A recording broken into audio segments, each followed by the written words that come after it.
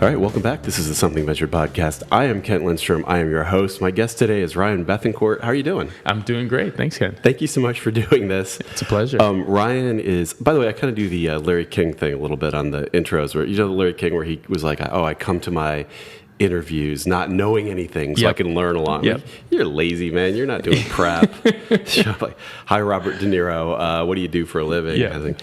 But Ryan is the CEO, and so I'll just say this, and whatever I get wrong, you can correct. Yeah. Ryan is the CEO of Wild Earth, a partner at Babel Ventures, the founder of IndieBio, which is a biotech, maybe an incubator, a biotech group here in San Francisco. We can explain that.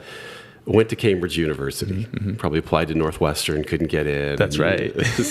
And you're also on day 3 or 4 of a 5-day fast. Yeah. How's that going? It's going well, actually, surprisingly well. What's the idea? So the idea was I wanted to, so there's a lot of research around longevity and fasting and health benefits in terms of recycling old cells and old proteins that actually happens. And so I wanted to try it out myself. I'd only ever done 24-hour fasts. Yeah. And so now I'm pretty much into my 3rd day of a 5-day fast, and not only is it great for weight loss, but it has a whole bunch of other longevity benefits as well. How do you feel? I actually feel functional. Yeah, so really? We'll see. Yeah, we'll see if I forget anything during the discussion. We'll compare this to another podcast of yours where you didn't. Where I didn't fast. Yeah, I just listened to one yesterday where I forgot who the guy was, but he was clearly a scientist. Like, he was clearly a scientist who had kind of done all the research on health, and he had this idea of health compounding over your lifetime like interest. Yes. And so I forget what he called it, but his idea wasn't like how long you live, but how long you live healthy. Yes. And his point was kind of that nobody just got heart disease and died. Mm-hmm. And just like interest, like, you know, it's worth nothing. And then also, like, all these things through your life happen. You eat a certain way, whatever, and then you turn to a certain age, and all of a sudden it all kind of comes a cropper. Yep. Like, you don't have the muscle mass, and you break your hip, and you're, you know, in really serious trouble. Yeah. And a big part of what he talked about was the fasting stuff. Yep. Both like what you're doing, and then I think a version where within a day he would only eat for like 8 hours or something like that. Yeah, so that's intermittent fasting. So that I actually have done intermittent fasting. I like it. I think it's great. But in terms of, you know, sheer discipline, like, this is kind of an interesting experience for me. Yeah. Just eating nothing, right? Yeah. So it's a water diet. Wow. Yeah. What about coffee? I have a little coffee every once, but it's black coffee. So black coffee or tea. So how did you come to this? We're in Silicon Valley. Everybody's working on a chat app, an enterprise something. Yep. Maybe even a quantum computing, but things that are based at the core in silicon. And I know how kids get into that. They play video games and they start. How does one come to biotech? How did that happen? So I do carbon, right? Yeah. So versus silicon, carbon is my substrate of choice. And so I think that, you know, from my background, I was, and I know that we've talked about a little bit of science fiction. I was always inspired by a lot of the science fiction that I read growing up, and I wondered how we could make that real. And as I was growing up, it was I would say the heydays of genomics. When I graduated my first degree, we'd sequenced the first human genome. So that was in 2000. So I'm dating myself. That was like the Craig Ventner That was the Craig Venter thing, when he competed with literally the entire world to sequence one human genome. Yeah. And he kind of won. Yeah. And so kind of meaning, like, I think Bill Clinton actually asked Craig Venter not to win, and then he slowed it down, and they co-won. Basically. Oh, yeah, right. Yeah. I remember that. You remember that. And then it was a little like, the word's not anticlimactic exactly, but I thought that cancer was cured like the next day. Yep. And it didn't seem like it was. I think a lot of us did. So back at the time, we were like, okay, well, there's about 100,000 genes. Once we sequence the human genome, that's it. We know everything. It turns out that we basically picked up a book which had words in it, but we were illiterate. Right. We hardly understood the book. And so that was the book of life, and we hardly understood it. And so to me, it became like this fascinating problem. It's like, okay, well, how do we understand us? Yeah.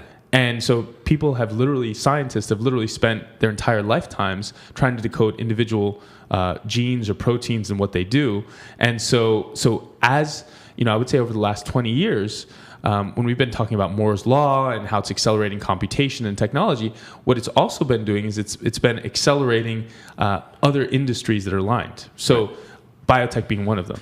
So robotics, faster computing time, faster compute unlocks protein modeling and a whole bunch of other stuff. So robotics unlocks rapid progress in the lab. And it seems, well, why don't we talk about IndieBio as first? I'm just fascinated by a whole bunch of this stuff. Yeah, so we'll roll back. So so I got into the biotech industry. I was working with a lot of big pharma companies, helping them develop their drugs. I kind of worked my way up, started in pharmaceutical sales, and then went into clinical research. And then in 2008, the Great Recession hit.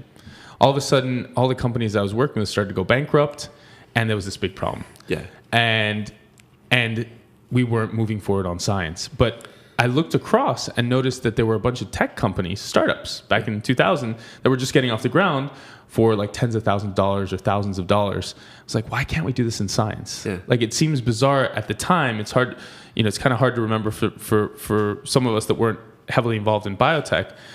But it took millions of dollars to start a biotech company. Yeah. And typically you were a PhD, MD, PhD, MBA who had built a company before, and now you're getting funded by VCs to, tens of millions of dollars just to explore this one area of science. And I was like, science doesn't have to be that expensive. Right. And so myself and a whole bunch of others eventually started what we now call the biohacker movement. Yeah. And so that was building low-cost labs. So okay. that led to... So it's not the other biohacker. No, not the other biohacker. The Tim Ferriss biohacker. Yeah, not the Tim Ferriss biohacker. It's like, I love the fact that Tim Ferriss can hack himself in all sorts of ways, his body. But this is about hacking science and lowering the cost of doing science. So we started to build labs at first in our houses, in our garages. And then eventually we started to build communal labs. And so BioCurious was the first. Counterculture Labs I helped co-found with a whole bunch of other people. And then myself and Ron, my co-founder, Ron Shigeta, he and I co-founded Berkeley Biolabs, which was an incubator. And we came across this great venture firm called SOS Ventures that had done accelerators. And we went and pitched both Sean O'Sullivan and Arvin, who's a partner over there at SOS Ventures, on the idea of building a biotech accelerator. They'd already been thinking along those lines. Yeah. They'd started a test already in Ireland.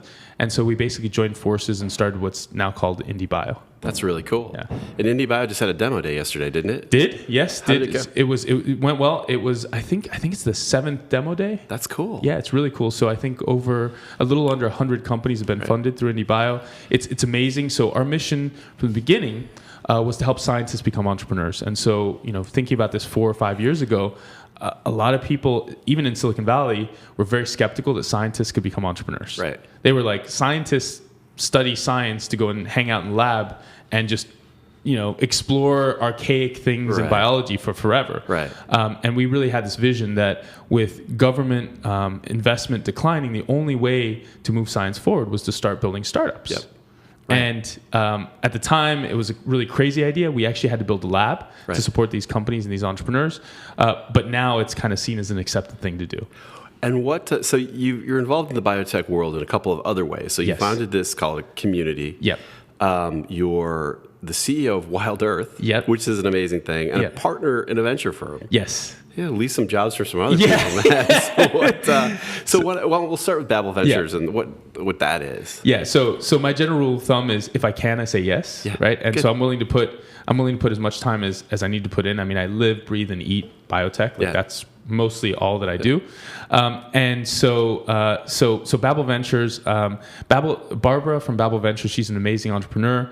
She actually approached me I would say probably about 2 years ago. Yeah. I met her about 2 or 3 years ago, and she came to IndieBio. Yeah. And she was a very unusual investor, right? Yeah. So she was very Brazilian, came in I think it was leather pants and high heels into the lab. Yeah, and if you don't know who this person is, we'll have her on the podcast. If we can Barbara Manuzzi, her. Barbara Manuzzi, she's just this incredible, like an immigrant from Brazil, has built a couple, in Silicon Valley where it is not super common for women to run venture capital firms. She's founded and is the GP in 2 of them. Yes. Look up Barbara Manuzzi, but you she's won't amazing. Spend too much time. It's a really cool person and a cool story. And she's a phenomenon because she is a founder, right? Yes. So she herself is a founder. She was a fashion entrepreneur, then moved into the construction industry, followed her customers into construction from Sao Paulo up to Miami, started to realize that her customers needed ways to deploy capital, her high net worth customers, and then she started to create venture funds. Yeah, classic.